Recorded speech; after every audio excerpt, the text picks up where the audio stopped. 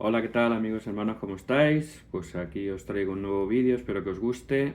Es una vídeo reacción a un vídeo que he estado viendo de un hermano católico apologista que defiende su fe y es de México y le encanta salir a las calles y encontrar gente de otras religiones para defender la suya, algo muy elogiable. Pero bueno, me gustaría hacer un vídeo reacción a sus argumentos para contestarle, para responderle y para dar mi opinión al respecto con la Biblia, ¿no? De lo que él está afirmando. En este caso, he tomado un vídeo suyo que publicó hace muy poquito, hace unos días, en una charla que tuvo con un protestante en una plaza ahí en México, y hablaba sobre la primacía de Pedro, defendía la primacía de Pedro. Creo que todos sabemos, si no, pues os lo cuento yo, que todos los católicos se aferran a la primacía de Pedro como el único que tenía las llaves del reino y el único representante en la tierra, y que él era el primado, el principal de todos y el sucesor de Jesucristo, y que luego sus sucesores, los obispos que sucedieron a Pedro, pues son los obispos de Roma, que se convierten al final en papa, algo que bajo mi punto de vista es indemostrable, pero que bueno, es su posición, su postura y su defensa. Mientras que los protestantes, por todo lo contrario, rechazan esa primacía, rechazan la jerarquía y la autoridad de Roma y rechazan la sucesión apostólica, ¿no? Lógicamente, porque si aceptaran todo esto, pues como se separaron ellos de la Iglesia Católica, pues estarían reconociendo, pues de alguna manera, que eran herejes, ¿no? Que se habían alejado, habían apostatado de la Iglesia Católica. Entonces tienen que rechazar todo esto y poner su posición en otros principios, como la Iglesia remanente, como la autoridad de la Biblia y demás, que no voy a tocar ahora, ¿no? Pero que son otros temas que ellos valoran. En esta charla, sobre esa primacía, ¿no? Pues comentar unos puntos importantes que voy a comentar yo. Eh, Quiero aclarar, para que no lo sepa, que yo no soy protestante, por lo tanto no tengo que defender ninguna postura protestante, sino que voy a dar mi opinión con la Biblia. Y tampoco soy anticatólico, no pretendo ofender, ni criticar, ni juzgar las doctrinas de este hermano Alex Tecua, creo que se llama, si no recuerdo mal, sobre la religión católica, pero sí que voy a comentar algunas de las cosas que creo que, bajo mi punto de vista y con todo mi respeto, son opiniones equivocadas y que él a veces es muy recurrente en ello. Y alguno me dirá, bueno, ¿y por qué no le invitas a hablar contigo y tal? Bueno, le he comentado, algunas veces he hecho comentarios, nunca me ha respondido, no tengo ningún mensaje de él ni ninguna respuesta. Y él luego también le he visto decir, porque le sigo, veo casi todos sus vídeos, que él ha dicho que no le gustan los debates. A mí tampoco me gustan los debates, lo hago porque creo que es mi responsabilidad hacerlos y son interesantes, pero particularmente no me gustan los debates. Prefiero hacer vídeos de estos, con mis opiniones, con mis interpretaciones, con mi creencia, con mi fe. Y bueno, nunca me ha respondido, por lo tanto no creo que pudiera. Si a raíz de aquí pues él quiere tener un debate, pues encantado, pero él prefiere salir a la calle y buscar a personas para conversar con ellos. Lo que sí que dice muchas veces, ya es recurrente, es que los protestantes, según él, salen a la calle a engañar a quien no conoce las escrituras. Y bueno, yo creo que aquí cada uno expone sus creencias conforme a su fe y conforme a su interpretación. Yo voy a dar ahora la mía con la Biblia. Y espero que esto no suponga ni una oposición, ni que crea que yo estoy engañando, ni nada. Porque, como digo, ni soy protestante ni soy anticatólico. Por derecho de autor voy a poner solamente una pequeña fracción del vídeo, bastante largo. El vídeo tiene 1 hora 16. Se lo voy a intentar poner aquí abajo en la descripción por si quieren verlo completo. Y yo voy a poner un par de fragmentos de unos 2 minutos, 2 minutos y medio cada fragmento. Y voy a comentar, porque justo en ese fragmento él expone y resume todas las escrituras para defender la primacía de Pedro. Entonces voy a ponerlo. Vamos a poner la primera parte. ¿Por qué se roban un título que le pertenece solo a Cristo? ¿Ven? Me pongo en su lugar de él, en la misma postura que él tiene. Pero aquí hay algo importante que vuelva a resaltar el primado. Vean, el que entra por la puerta es el pastor, o sea, el dueño, nadie le quita el puesto. pero vean lo que dice, no solito, el portero, señor José, hay un portero. Juan capítulo 10, versículo 1. El portero abre la puerta a las ovejas. ¿Qué ole? El que entra por la puerta es el dueño. Déjame ver. Claro, chéquenlo. ¿Cuál es? ¿San Juan? San Juan capítulo 10, versículo 1. Sí. El que entra por la puerta es el pastor, o sea, el dueño. Vuelvo y repito, el dueño. ¿10 qué? 10:1. El portero le abre. O sea que hay un guardián, hay un mayordomo. Ahí no dice Pedro. Hay alguien que está ahí, pero estoy comprobando que no es solito Cristo, como ustedes dicen. El cuidador del portero le abre y las ovejas escuchan su voz. Él dice que no es Pedro, entonces vamos a ver quién es el portero. San Juan capítulo 21, aquí mismo. No me voy a brincar a otro, ahí mismo. El mismo evangelista nos quita la duda. No él, el evangelista. Dice, versículo 15, aquí está.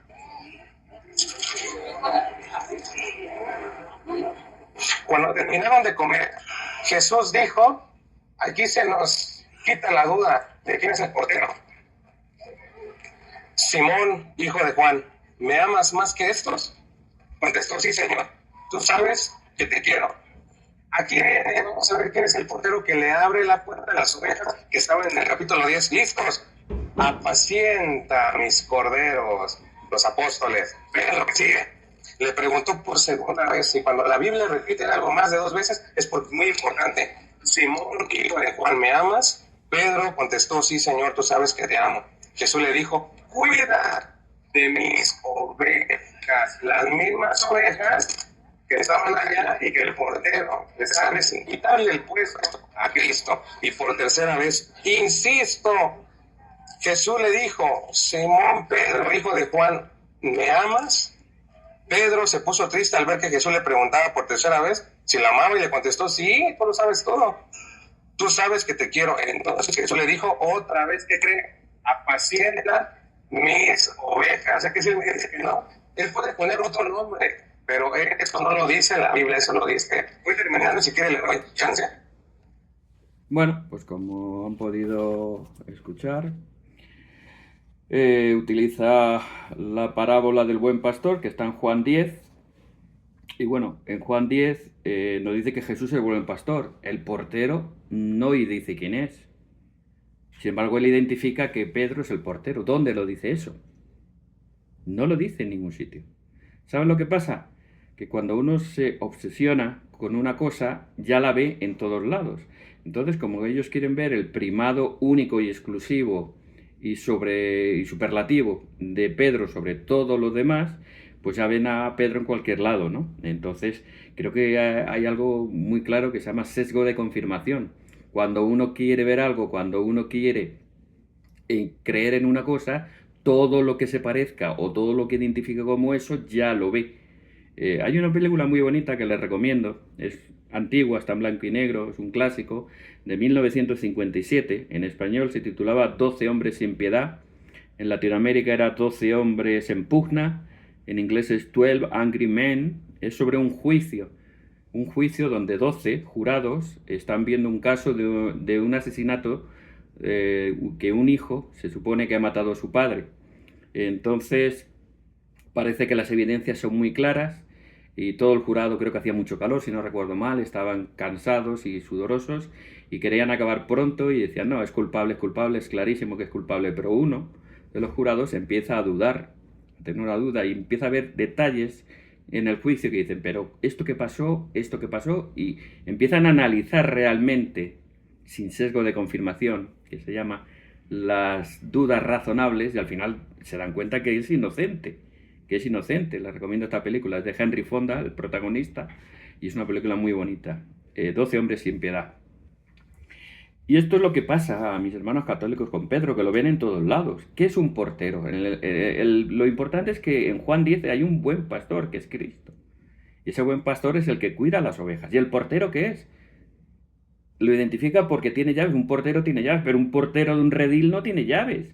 Si han visto un redil de ovejas, ¿qué tienen? Una tranquera de madera, una talanquera, un pestillo, un cerrojo, un alambre. No tiene llave, no tiene cerradura. Entonces es ir más allá de lo que está escrito, que es de la escritura, que no vayamos más allá de lo que está escrito, sino que vemos a Pedro donde no está.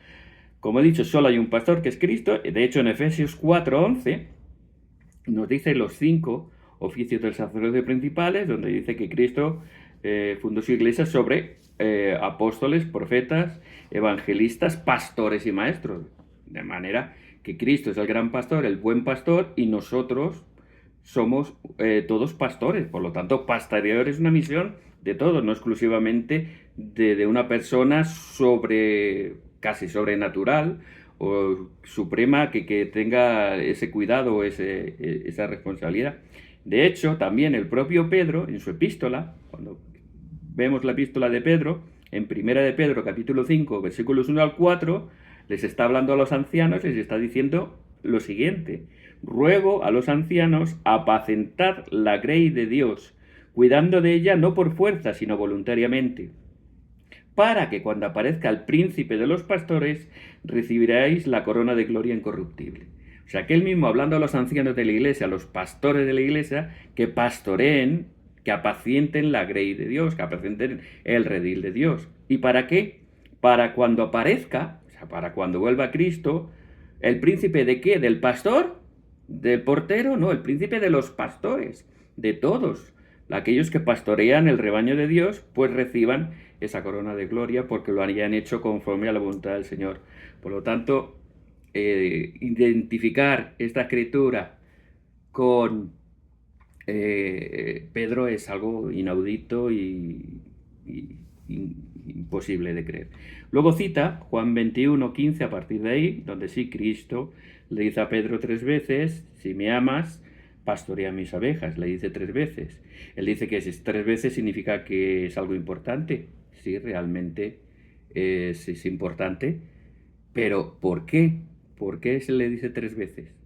Porque un poquito antes, unos días antes, cuando Cristo estaba siendo juzgado, Pedro le negó 3 veces. Entonces, la mayoría de eruditos dicen que le repite 3 veces eso porque le había negado 3 veces.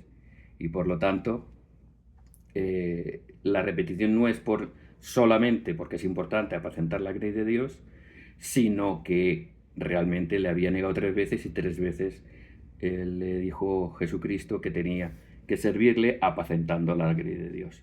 Por lo tanto, como todos somos pastores, como bien ha dicho Pedro, que debemos apacentar la grey de Dios, todos tenemos que cuidar del rebaño. ¿Qué significa cuidar? Pues lo que dijo el apóstol Juan en 1 de Juan 4:7, por ejemplo: amémonos unos a otros. ¿Qué significa amarnos unos a otros? Servirnos, cuidarnos. Por lo tanto, es una responsabilidad de cualquier cristiano y es un oficio del sacerdocio, de ser pastor. Por lo tanto, no hay único y un pastor exclusivo más que Cristo.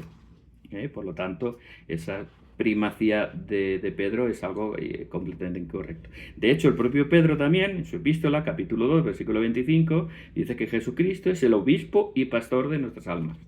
Por lo tanto, Pedro no se arrogaba así ni esa gloria, ni esa responsabilidad, ni esa primacía, sino que toda esa primacía es de Cristo. Por lo tanto, nos preguntaríamos, ¿hay una primacía en Pedro?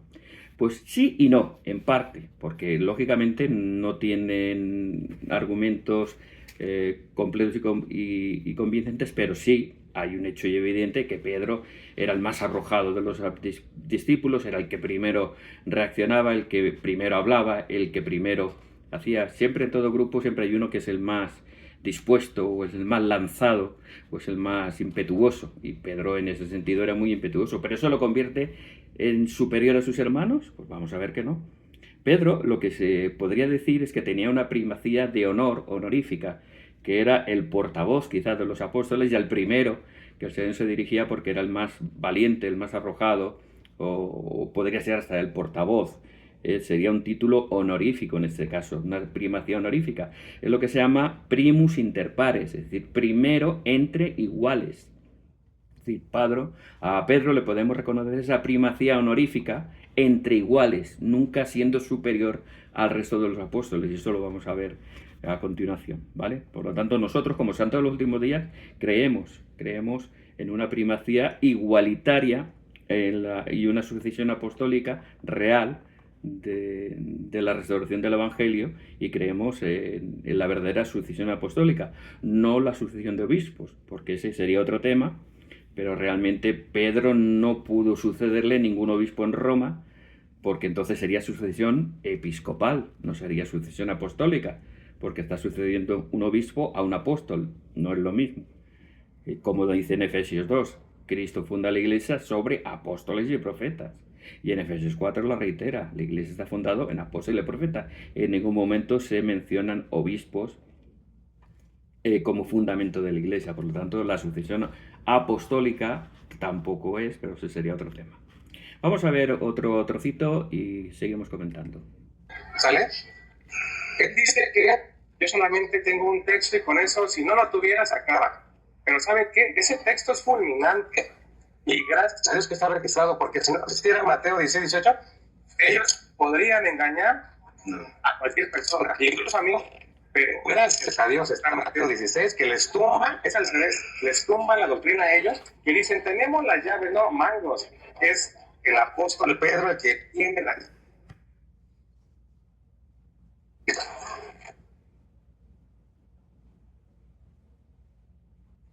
Está grabado en la calle y a veces se corta un poco. Simón, mira que Satanás ha pedido permiso para zarandearlo. Entonces los versículos adelante de las llaves los zarandearon a Pedro. ¿Se acuerda? Sí. Satanás ha pedido permiso para zarandearlo. Zarandearon a Simón. En un momento dado, 5 minutos de debilidad de Simón los zarandeó Satanás.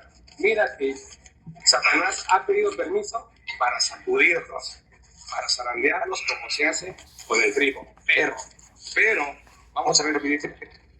Pero me arrepiento de darte las llaves. No, señores, vean lo que dice. Y aquí lo tengo.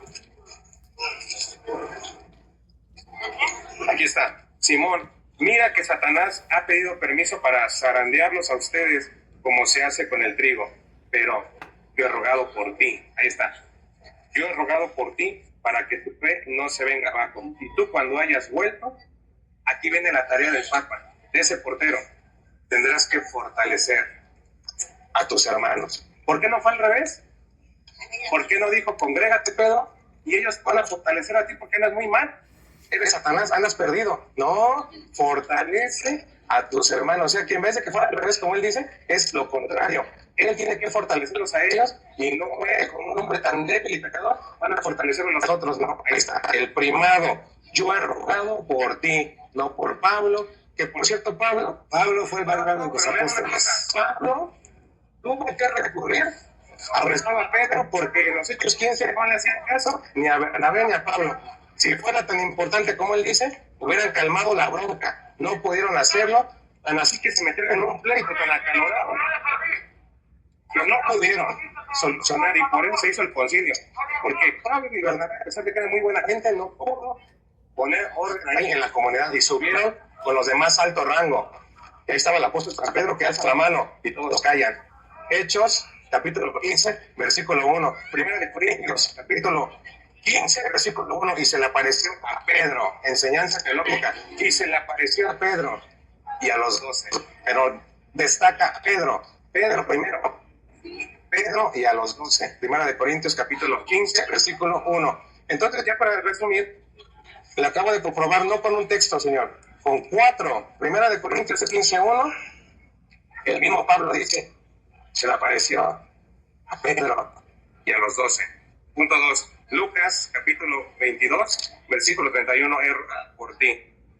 San Juan, capítulo 21, versículo 15. Veamos más que estos. Apacienta, cuida de mis ovejas. Mateo 16, 18. A ti, Pedro, te doy las llaves del reino de los cielos. ¿Qué hubo?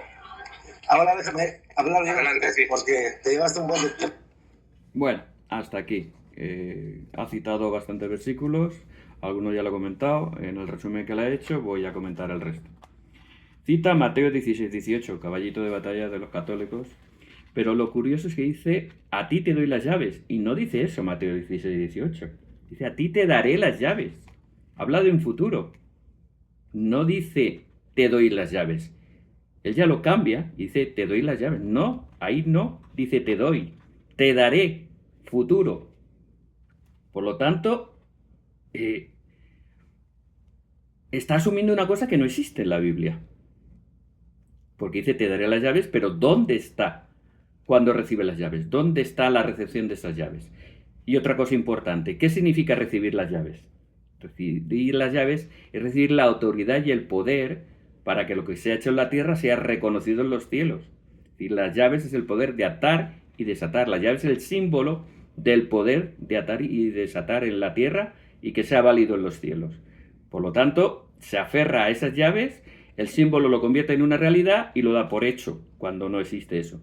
Vamos un poquito atrás, en Mateo 10:1, que es donde escoge Cristo a los apóstoles, dice, escogí a los 12 y les dio autoridad.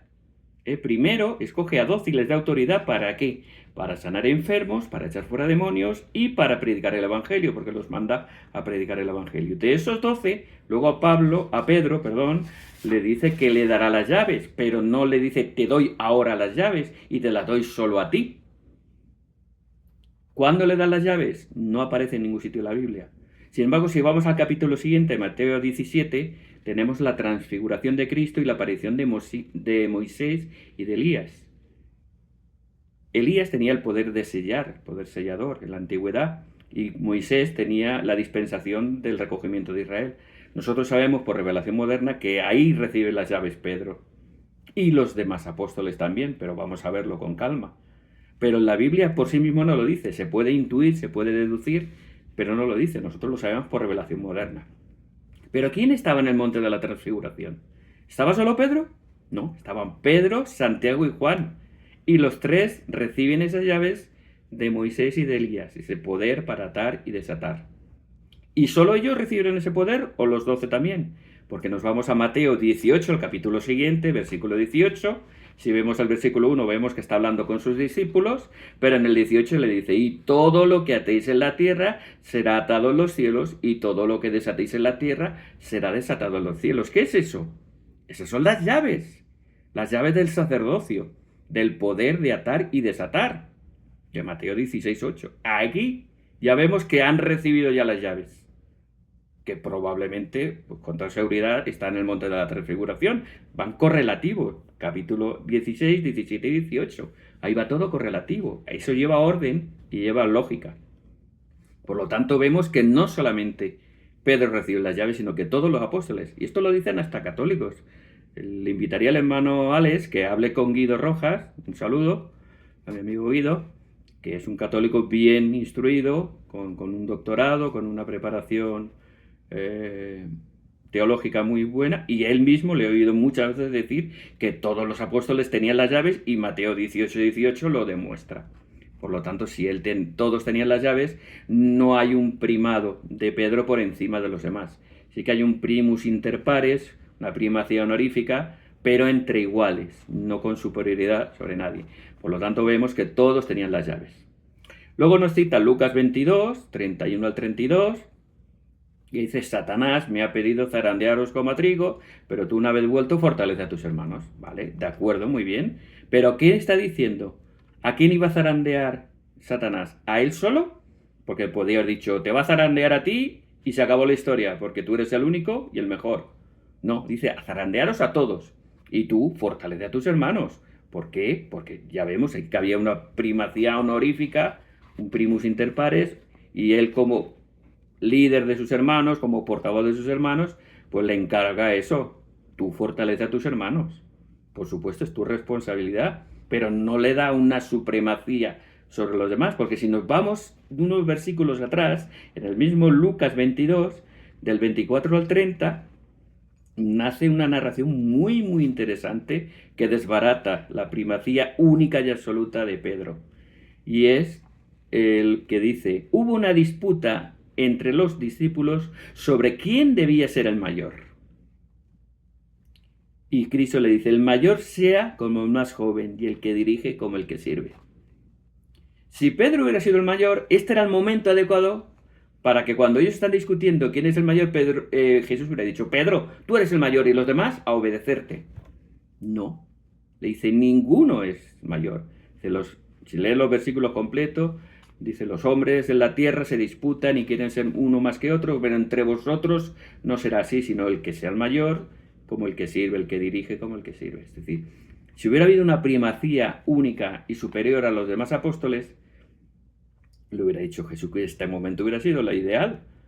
No, tenemos que ver el contexto, y no seguir ese sesgo de confirmación que nos lleva a cometer errores. El contexto está muy claro. Sí, Pedro se le encarga que todos iban a ser zarandeados y él, como portavoz, como primus inter pares, como líder honorífico, pero no superior a sus hermanos, le pide a Cristo que cuide a sus hermanos y que los fortalezca, igual que pide que apaciente sus ovejas. Pero eso no lo convierte en superior, porque si no es aquí, si lo hubiera dicho. Cuando ellos estaban disputando quién era el mayor, Cristo le ha dicho, tú eres el mayor, Pedro, y los demás tienen que obedecerte.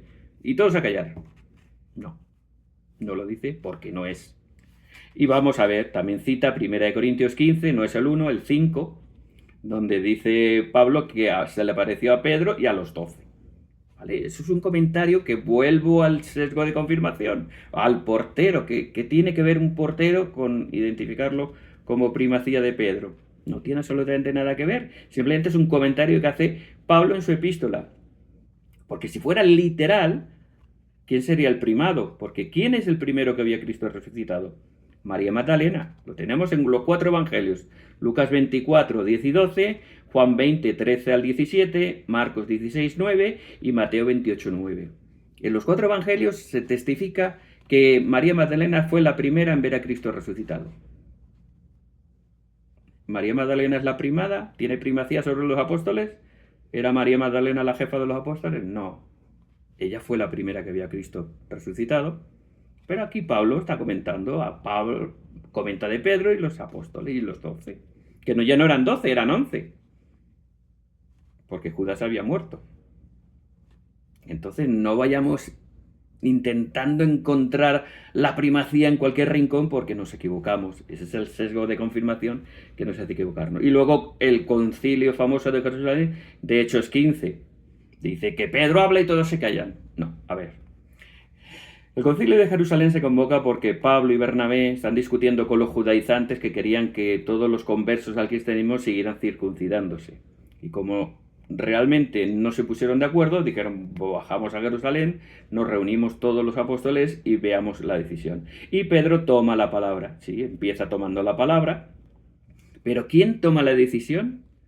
Fíjense a partir del versículo 19 y 20, que es Santiago, que después de que Pedro ha dado la introducción, Santiago habla y dice, yo juzgo. Habla en primera persona, yo juzgo que no se deben circuncidar, sino que solamente se abstengan del ahogado, de sangre y de fornicación.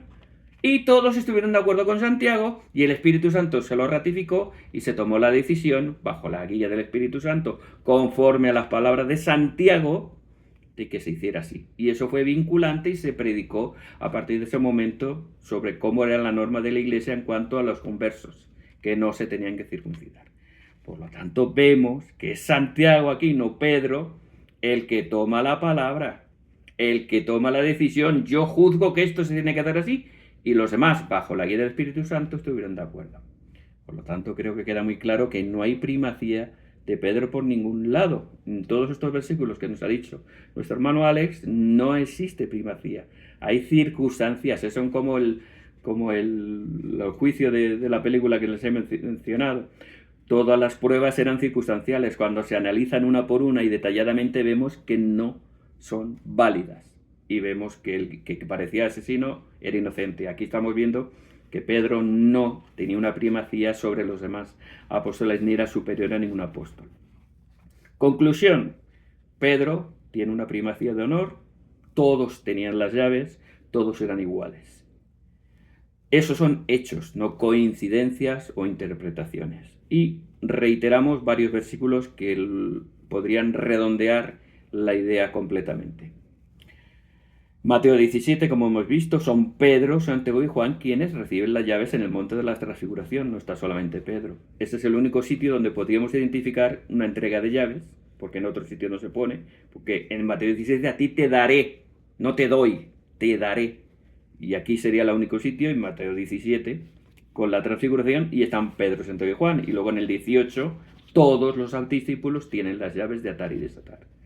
En Hechos 8:14, por ejemplo, Dice, cuando los apóstoles oyeron de Jerusalén, oyeron que Samaria había recibido la palabra de Dios, enviaron a Pedro y a Juan para que les impusieran las manos y recibieran el Espíritu Santo. Es decir, los apóstoles en Jerusalén, ¿a quién enviaron? A Pedro y a Juan. Si Pedro hubiera sido el primado, el único, hubiera hablado Pedro y dicho, que vaya Juan, que vaya quien sea, pero yo no voy, o voy yo porque me envío yo. No, los apóstoles enviaron a Pedro y Juan. Por lo tanto vemos que eran iguales. Se reunieron y dijeron, ¿quién va a Samaria? Pues enviamos a Pedro y a Juan. No es Pedro mandando sobre los apóstoles, sino los apóstoles hablando de común acuerdo bajo la guía del Espíritu. ¿Qué es lo que se hace? Los apóstoles es un grupo, un colegio que le dicen algunos, ahora nuestros hermanos católicos, es un quórum de igual autoridad y todas las decisiones que toman se toman de común acuerdo y por unanimidad. Y en Gálatas 2:9, precisamente dice, Jacobo, Cefas y Juan eran considerados como columnas en la iglesia. Es decir, aquí Pablo está diciendo a los Gálatas que los que se consideraban columna de la iglesia eran Pedro, Santiago y Juan, y cita primero a Jacobo, luego a Cefas, que es Pedro, y luego a Juan. Por lo tanto, vemos que no había un único primado en Pedro, sino que todos eran iguales, y quizás Pedro el principal, junto con Santiago y Juan, eran lo que ahora nosotros conocemos como la primera presidencia del sacerdocio en la iglesia de Jesucristo. Eran los principales entre iguales, porque todos tienen las llaves. Por lo tanto, yo creo que queda muy claro que todos los argumentos de nuestros manuales están equivocados, que la Biblia no enseña una primacía de Pedro sobre los demás y una exclusividad de llaves sobre los demás, sino que todos tenían las llaves y había una primacía de honor, un primus inter pares, una portavocía o alguien lógicamente que suele ser el primero en tomar la palabra, pero que Santiago y Juan estaban ahí metidos y los demás tenían la misma autoridad. ¿Cómo podemos eso trasladarlo ya para terminar a nuestra época, a la Iglesia de Jesucristo de los Santos de los Últimos Días? Nosotros creemos en la sucesión apostólica, creemos en el primado de los apóstoles, creemos que hay uno, en este caso el apóstol de más antigüedad, que debe ser el que presida la Iglesia, el que dirija, pero no tiene mayor autoridad que los demás. Y creemos además que todo esto se recibió por revelación. Creemos que nuestro Señor y Salvador Jesucristo y el Padre Celestial se aparecieron a José Smith, la primera visión en 1820, y le dijeron que por medio de él sería restaurada la iglesia, que unos años después el ángel Moroni, en una visión angelical, le entregó las planchas de oro donde se encontraba el libro de Mormón, que testifica de la restauración del Evangelio y testifica de la divinidad de Cristo y su misión salvadora y redentora. Y en 1829, precisamente, Pedro, Santiago y Juan se le aparecieron a José Smith y Oliverio Cowdery y les ordenaron al sacerdocio, en el que les dieron el poder y la autoridad para establecer la iglesia en estos últimos días. Esta es la verdadera sucesión. Pedro, Santiago y Juan ordenando a José Smith y Oliverio Cowdery al sacerdocio para que pudieran organizar la iglesia, predicar el evangelio y administrar las ordenanzas. Esa es la verdadera sucesión apostólica, que se interrumpió en el siglo I y que tuvo que ser restaurado en el siglo XIX para tener hoy en día la Iglesia de Jesucristo de los Santos de los Últimos Días, con esta misma organización, con esta misma primacía de todos los apóstoles. Hay un profeta, pero todos los demás son profetas, apóstoles, videntes y reveladores, tienen las mismas llaves, pero sí preside y dirige esa primacía honorífica al profeta de la Iglesia, en este caso a Russell M. Nelson actualmente, pero todas las decisiones, todas las consideraciones las toman de común acuerdo y por unanimidad. Esa es la verdadera sucesión apostólica, de la cual yo testifico, de que el Señor ha restaurado su iglesia conforme al modelo del Nuevo Testamento, conforme a la manera del Señor, fundado sobre apóstoles y profetas. Ese es mi testimonio que les dejo con todo mi amor, con todo mi cariño y todo mi respeto hacia nuestros hermanos católicos, que espero no haberlos ofendido, y lo digo en el nombre de Jesucristo.